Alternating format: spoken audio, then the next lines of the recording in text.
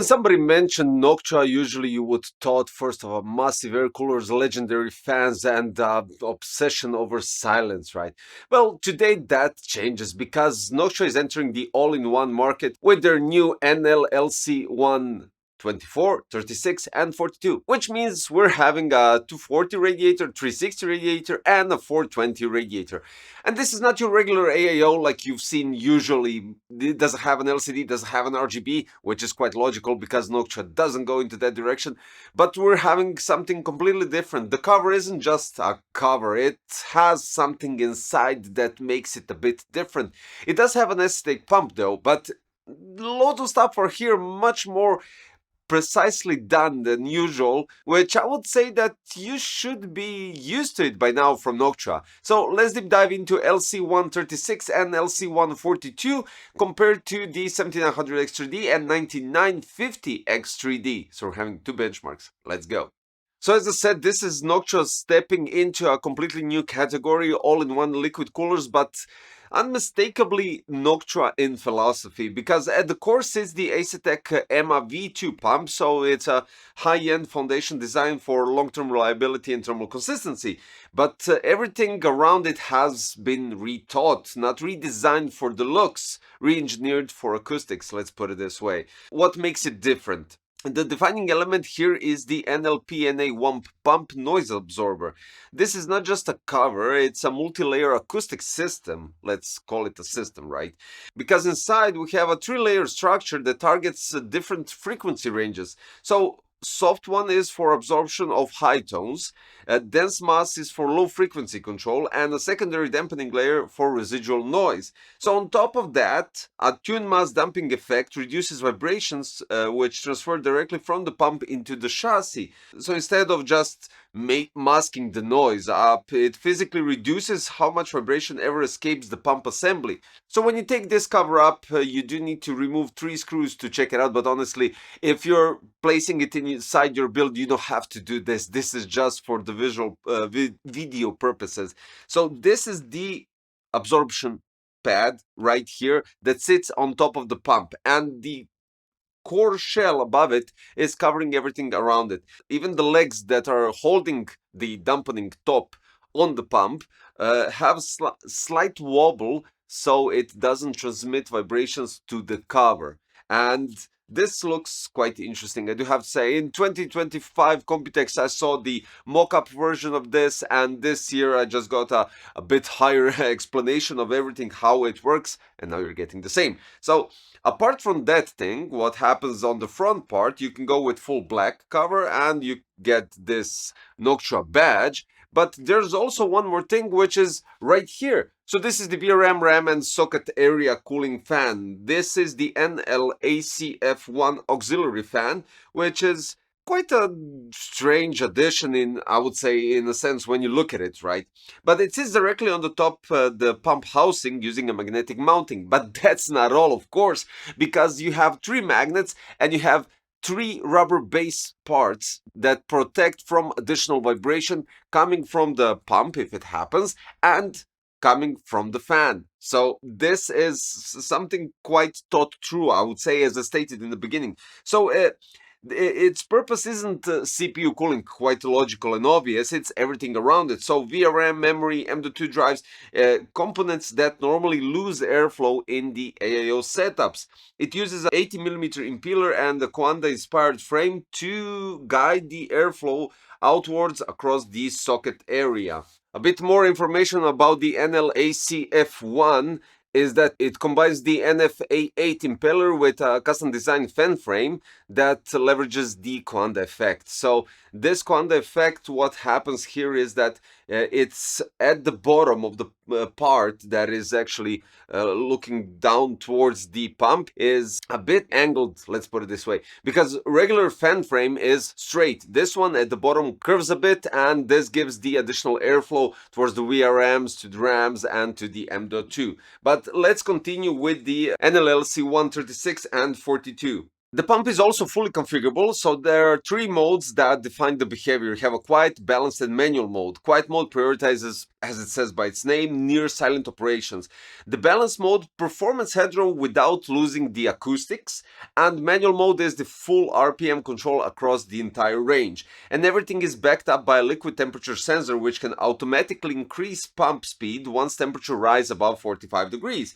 So even in the automatic mode, the system actively protects thermal stability. So 360 and 420 variants share the same architecture. The difference is in scale. The NL-LC1-36 uses a 360mm radiator paired up with three NF-A12-25 G2 fans, while the NL-LC1-42 expands that to 420mm radiator with the NF-A14-25 G2 fans, which increases the airflow headroom while maintaining lower RPM operations. Both are designed around the same idea: maximum heat transfer and minimal acoustic impact. So the fan behavior and acoustic engineering. Raw cooling isn't the only focus here. The fans are intentionally speed offset, which means that small offset prevents harmonic buildup.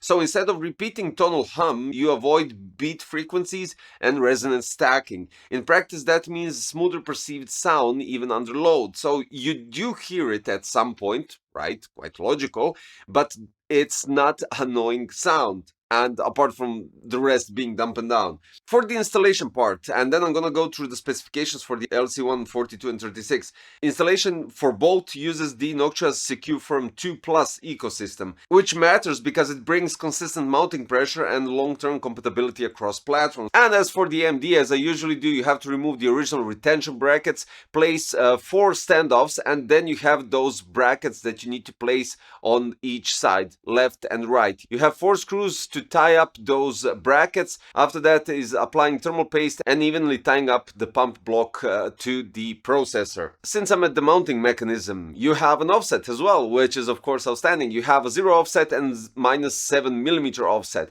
Of course, in both scenarios on both processors with both coolers, I used -7mm offset on AMD because I wanted to get the maximum performance out of both to see what they can do at that scenario.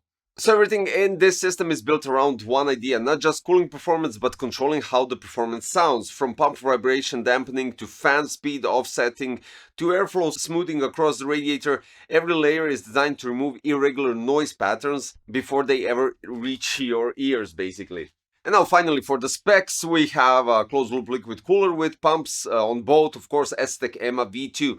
The radiator for a 360 is 400x120x30, and we get 3 Noctua NF-A12-25 G2 PWM fans. Tube length is 410, sockets AM4 and AM5 for AMD, and Intel LGA1780-51.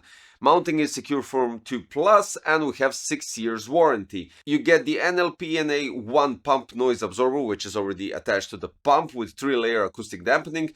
3 pump profiles, quite balanced and manual. For the NL-LC1-42, we have dimensions at 460x144x30, so in both scenarios radiator thickness is 30mm.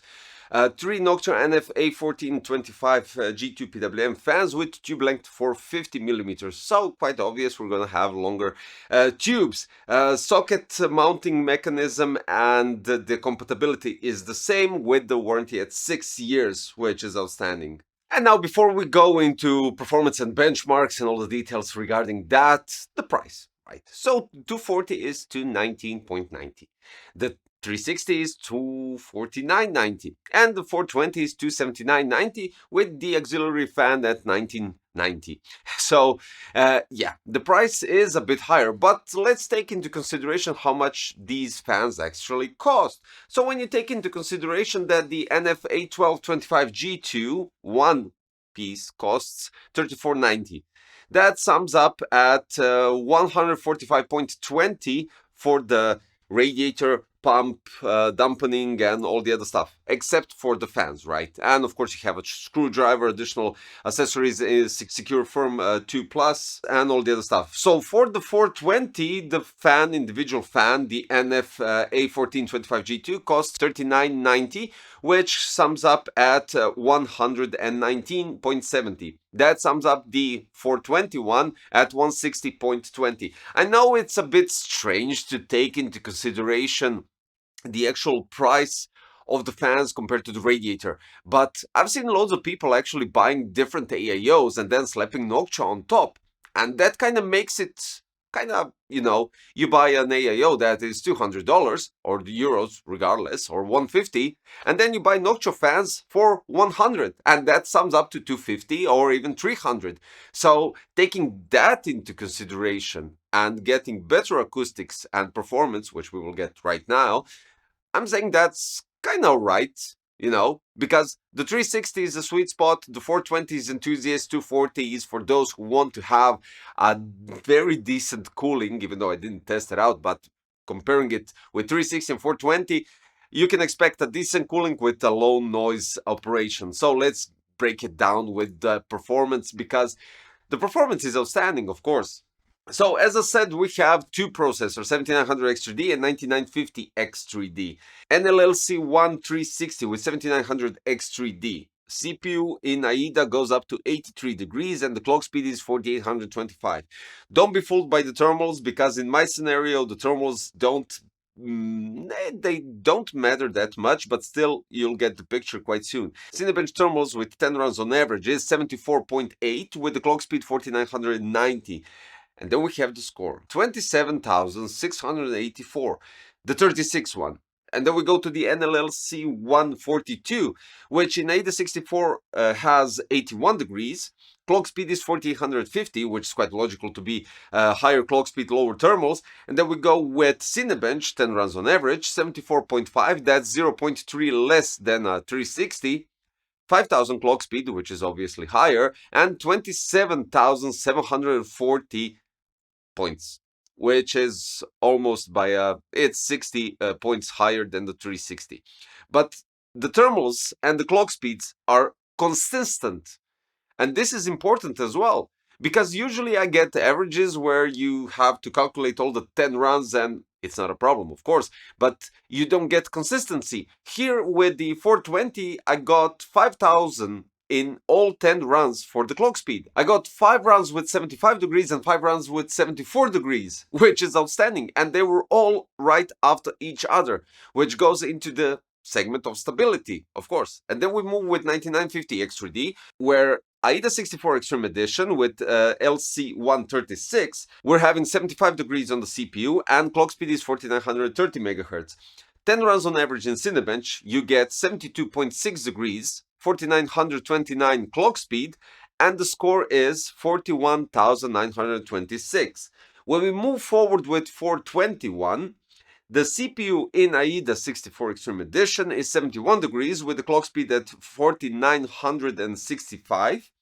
10 runs on average in Cinebench for 9950X3D is 71 degrees, and this is literally what I said earlier. All the thermals in all 10 runs were 71. Literally didn't move anywhere. It was constantly 71, of course, until it reached that build-up. So 71 on average. And then clock speed is 4934 with the average score is 41,955. Also, the interesting fact is in Cinebench, when I did all the benchmarks, they were all in that hundreds of a point. It wasn't like put it this way, it wasn't like 27,000 for 7900X3D. It wasn't 27,500, then I had 28,000 on the other run. It was constantly 27,600, something like that. And for 9950X3D, it was 41,900 or something like that, right? So it was consistently in that 100th of a score that it was really stable. So apart from the performance that you get from this cooler, and apart from the noise reduction in that sense with the finally keeping the ASETEK pump quiet, let's be honest, and fans that, well, are proven to work properly, and then we have the stability in that segment, which you don't get much, to be honest. The stability is also a key factor, which I don't think many mention in that sense, because I don't think many do this kind of benchmarks that I do. So in that sense, this is also quite crucial. There'll be for today a PC Crazy Performance badge, which goes into the segment, and this is quite interesting because I never had the best performing cooler, the quietest cooler. Sadly, I can't give you any results on the decibel range, because I don't have a acoustic room to do that. But in the sense that what I hear and what I noticed, and I tried to record it with my microphone, but it simply it didn't catch it. So in that sense, PC Crazy performance badge for Noctua NL-LC1-36 and for Noctua NL-LC1-42. 24 would most likely get it as well, but in the segment of 240mm radiators. That's it. So yeah, guys, this is Noctua entering the AIO market, and they did it with quite outstanding products. The price is something to debate, of course, and it's, as I said, I've seen people buying other AIOs and then slapping Noctua on. Is it their regular beige brown color or is it Chromax black? It really doesn't matter. Oh yeah, when I'm at that point. I think many of you would prefer this in Chromax black and then just swap the rubber parts for dampening to color that you want. But let's see how this goes on the market, and eventually and hopefully Noctua will do something for others that want to have a perfect black AIO and a perfect stealth build. So yeah, guys, this is it for today. Thank you for watching a bit extensive video, but hopefully you get the picture behind everything that I said. And if you have some questions, don't forget to leave a comment in the comment section below, and I'll try to answer it as soon as possible. If you're new to the channel, of course, don't forget to subscribe, hit the like button, click the notification bell, and well, that's all for today. Thanks. Bye bye.